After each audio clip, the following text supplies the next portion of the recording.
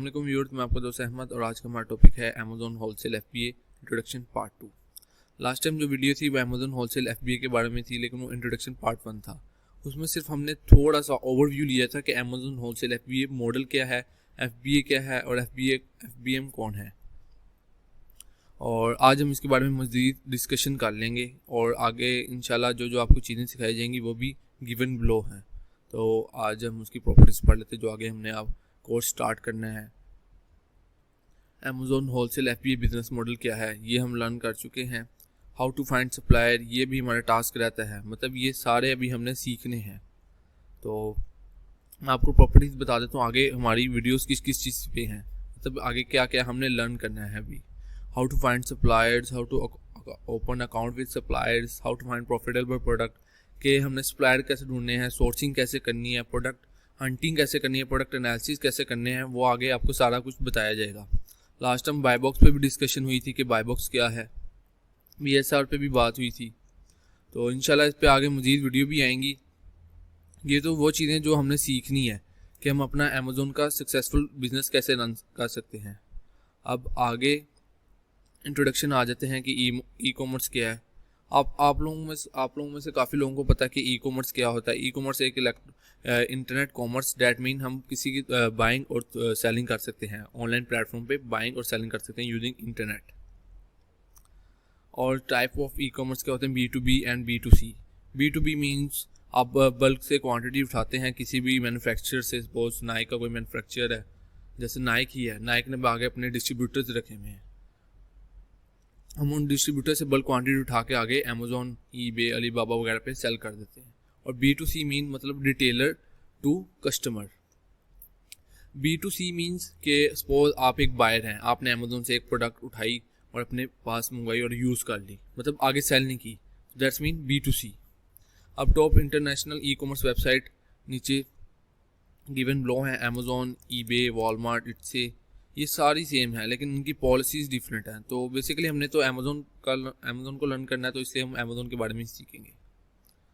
और Amazon what is Amazon, last time भी बताया था कि अमेज़न क्या है, इसमें कितने बिजनेस मॉडल होते हैं, private label, wholesale, drop shipping. क्या हम प्राइवेट लेबल के बारे में बात करेंगे या ड्रॉप शिपिंग के बारे में?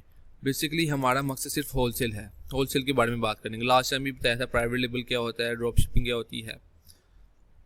तो ये है, ड्रॉप शिपिंग एक रिस्की बिजनेस है, लेकिन ये है कि इसमें प्रॉफिट काफ़ी अच्छे आ जाते हैं, लेकिन ये ग्रे एरिया की तरफ चला जाता है, तो हम ज़्यादा ड्रॉप शिपिंग की तरफ नहीं जाएंगे।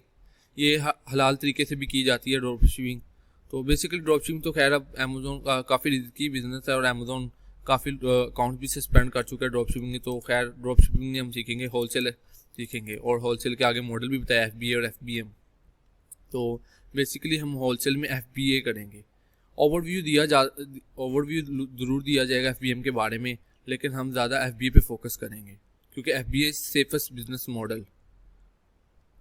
सो आगे अकाउंट रजिस्ट्रेशन के बारे में बताएंगे कि आपने अपनी अकाउंट कैसे रजिस्टर करना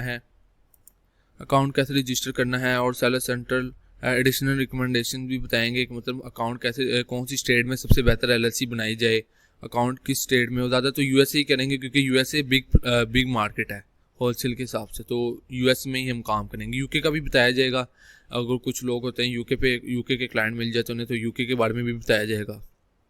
और सेलर सेंट्रल वर्किंग भी बताई जाएगी आपको कि आप कैसे सेलर सेंट्रल में प्रोडक्ट ऐड कर सकते हैं, नेगेटिव फीडबैक रिमूव करवा सकते हैं, ऑटोमेट प्राइस कैसे एक्टिव कर सकते हैं, कॉन्टैक्टिंग सेलर सपोर्ट वो भी आपको बताया जाएगा कि आप ऑर्डर को रिमूवल ऑर्डर कैसे क्रिएट करते हैं। सपोज आपकी कोई इन्वेंट्री अमेज़न के वेयरहाउस गई है और वो अनफुलफिलेबल में पड़ी है, दैट्स मीन अनफुलफिलेबल मीन्स कि कोई इन्वेंट्री बायर को हमने भेजी, सपोज प्रोडक्ट सेल की, बायर के पास वो ब्रेक पहुंची। सपोज अब कोई ग्लास था शीशे का या कोई ऐसी ब्रेकेबल आइटम थी जो बायर के पास पहुंची और वो लीक थी, मतलब यानी ये ब्रेक हो चुकी थी, तो वो किसी काम की नहीं थी, तो हमने उसे रिफंड कर दिया और वो हमें चीज़ वापस आई, तो मतलब वो भी हमारे किसी सेलिंग में नहीं आई।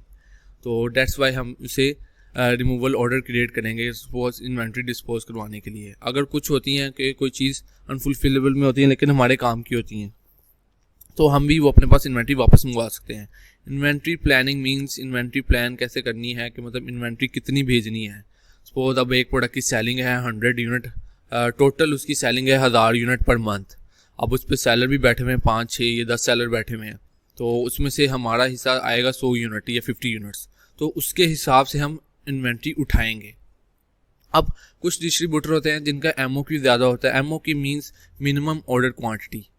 तो डेट्स मीन कुछ डिस्ट्रीब्यूटर होते हैं कि जिनका MOQ होता है, एक स्पेसिफिक MOQ होता है कि इतने यूनिट से ज़्यादा आप यूनिट मंगवा सकते हैं, इससे कम नहीं मंगवा सकते।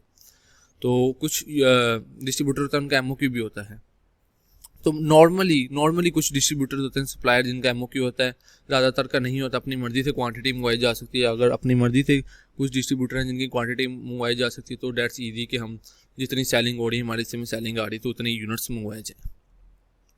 और आगे जो टूल यूज़ करेंगे हम, एसेंशियल टर्म एंड टूल, जो आपको बताए भी जाएंगे आगे। बाय बॉक्स के बारे में हम पहले भी डिस्कशन कर चुके हैं, इंशाल्लाह आगे डिटेल डिस्कशन भी करेंगे। BSR क्या होता है, best seller rank, sales rank, जो कि लास्ट टाइम भी डिस्कशन हुई थी, और इंशाल्लाह आगे भी मज़ीद डिस्कशन करेंगे इसी के बारे में। Listing health, listing reviews. Listing health mean मतलब लिस्टिंग को कितना टाइम हो गया है लगी हुई, मतलब यानी लाइव हुए कितना टाइम हो गया है लिस्टिंग को। सपोज किसी लिस्टिंग को तकरीबन 3 से 4 साल हो गए लाइव हुए और अच्छी खासी सेल्स हैं, उसकी रिव्यूज़ भी अच्छे हैं, रेटिंग भी अच्छी है, तो वो भी आपको बताया जाएगा। अब सप्रेस्ड और अनसप्रेस्ड मीन। अब सप्रेस्ड और अनसप्रेस्ड दो चीज़ें हैं, दो टर्म हैं। बाय बॉक्स सप्रेस्ड मीन कि अमेज़ोन अपने सेलर्स को एक प्राइस देता है, कम्पिटिटिव प्राइस, कि आप इस प्राइस से अगर सारे सेलर ऊपर जाएंगे ना, यानी रिटेलर प्राइसेस, वो एक प्रोडक्ट आपने उठाई $25 की और आगे उसकी सेलिंग होती है 50 की, मतलब अमेज़ोन ने आपको दिया हुआ 50 पे सेल करें तो उस पर प्रॉफिट हो रहा है हमें, लेकिन सारे सेलर्स ने हाई प्राइस कर दी है सपोज, और बाकी सारे सेलर ने हाई प्राइस मतलब 55 56 लगाई हुई है, तो हम भी उसकी इतनी कंपटीशन करके और प्रॉफिट मार्जिन इंक्रीज कर देंगे, लेकिन अमेज़ोन बाय बॉक्स सप्रेस कर देगा। और अनसप्रेस मीन जैसे कि अभी आपको पिछली प्रोडक्ट्स में दिखाया था कि बाय बॉक्स सप्रेस कैसे है, अनसप्रेस्ड कैसे है, मतलब यानी लिस्टिंग बाय बॉक्स अनसप्रेस्ड है कि हम कोई भी बायर आएगा ईजिली वह उस सेलर से प्रोडक्ट उठा सकता है। तो इसके बारे में भी डिटेल डिस्कशन की जाएगी आगे। कीपा एक टूल है, मतलब प्रोडक्ट हंटिंग का, जो कि इनफ है, मतलब ये है कि इससे आपकी प्रोडक्ट हंटिंग हो जाती है ईजिली। मतलब ये एक टूल है जो कि नॉर्मली आपको कीपा का ग्राफ भी दिखा देता है कि इस प्रोडक्ट की पिछले साल रैंकिंग क्या थी, इस साल इसकी रैंकिंग है, कितने सेलर आए हैं, कितने सेलर गए हैं। तो Keepa is enough for hunting. But Helium 10 भी हम आपको बताएंगे, हीलियम 10 का भी यूज़ बताएंगे, AMD एनालाइजर, जंगल स्काउट, और प्रोडक्ट को अनगेट कैसे करवाते हैं। सपोज आपके न्यू अकाउंट है, उस पर प्रोडक्ट गेटेड है, आपने किसी भी ब्रांड की प्रोडक्ट उठा ली। कुछ होती है सॉफ्ट अप्रूवल, मतलब आप रिक्वेस्ट अप्रूवल करते हैं उसी वक्त वो अनगेट हो जाती हैं, मतलब छोटे मोटे जो ब्रांड होते हैं। अब कुछ बड़े ब्रांड की प्रोडक्ट हैं जो कि अब सेलिंग में बहुत अच्छी हैं लेकिन वो गेटेड हैं, तो वो भी इंशाल्लाह हम आपको तरीका बताएंगे अनगेटिंग का। और फाइंडिंग सप्लायर्स, कि हम सप्लायर्स कैसे फाइंड करेंगे रिवर्स सोर्सिंग के थ्रू। रिवर्स सोर्सिंग मीन कि आप कोई भी प्रोडक्ट रैंडमली कीपा के थ्रू हम प्रोडक्ट हंटिंग करेंगे, उसमें तरीका आपको रिवर्स सोर्सिंग का बताया जाएगा। वैसे ही मैं एक ओवरव्यू दे देता हूँ रिवर्स सोर्सिंग का।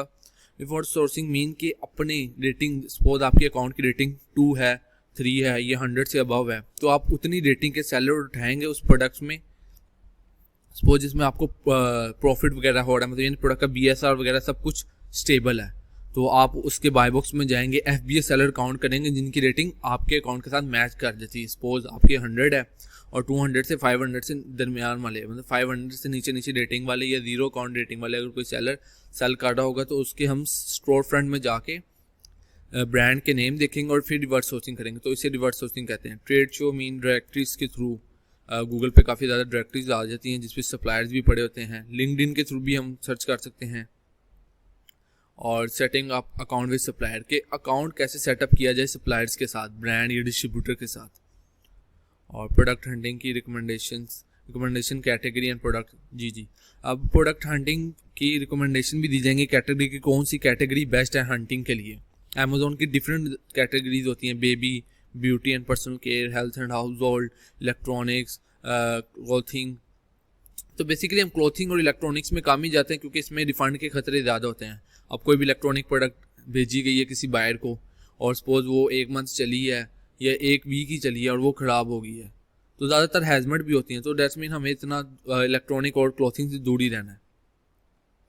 और how to know if a product is worth buying, कि प्रोडक्ट की वर्थ क्या है, बाइंग की वर्थ क्या है, प्रोडक्ट प्रॉफिटेबल भी है कि नहीं, तो ये भी आपको बताई जाएंगी। और इसके की फैक्टर भी आपको बताए जाएंगे कि प्रोडक्ट हंटिंग कैसे की जाए।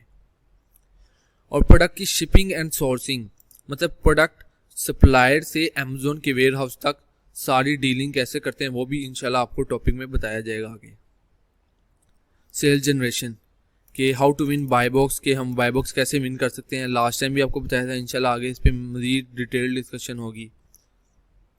और ऑटो प्राइसर कैसे लगाते हैं, अमेजोन ने अपनी अब एक ऑटो प्राइसर रखा हुआ है कि सपोज आप बिजी हैं कहीं पे, आप किसी और क्लाइंट का काम कर रहे हैं या आप किसी न्यू हंटिंग या सोर्सिंग में बिजी हैं, तो आप एक प्रोडक्ट की मैक्सिमम और मिनिमम प्राइस लगा सकते हैं। वो भी इंशाल्लाह आपको बताएंगे कि वो आप कैसे लगाते हैं ऑटो प्राइसर। अब सपोज आपकी कोई प्रोडक्ट लगी हुई है 25 या $4 पे सेल हो रही है, अब आपको वो 25 पे प्रॉफिट दे रही है $1 और 26 या 27 पे आपने मैक्सिमम प्राइस लगा दी फिर जिसको आपको $3 या $4 प्रॉफिट हो रहा है। अब मिनिमम आपने प्राइस लगा दी है कि आपका ब्रेक इवन है, सपोज 0-0 है, मतलब आपको ना प्रॉफिट हो रहा है ना लॉस हो रहा है, ब्रेक इवन पे खड़े हैं। तो ये है कि हमने नॉर्मल ब्रेक इवन पे भी नहीं जाना। खैर जो कुछ प्रोडक्टें होती हैं जिनमें मतलब ये है कि आपकी इन्वेंट्री स्टॉक हो जाए तो आप उसे ब्रेक इवन पे सेल कर सकते हैं, या लॉस में भी आपको कभी कभार बेचनी पड़ती है, लेकिन खैर हम उस प्रोडक्ट में जाएंगे जिसमें प्रॉफिट मार्जिन ज़्यादा हो ताकि हम बाय बॉक्स ईजीली कम्पीट कर सकें अगर अदर सेलर्स को। तो ये था कंप्लीट कोर्स आउटलाइन, इंशाल्लाह ये आपके साथ शेयर भी की जाएगी, डिस्क्रिप्शन में ये सारा आपको लिखा हुआ भी मिल जाएगा। एंड तो थैंक्स फॉर वॉचिंग, अल्लाह हाफिज़।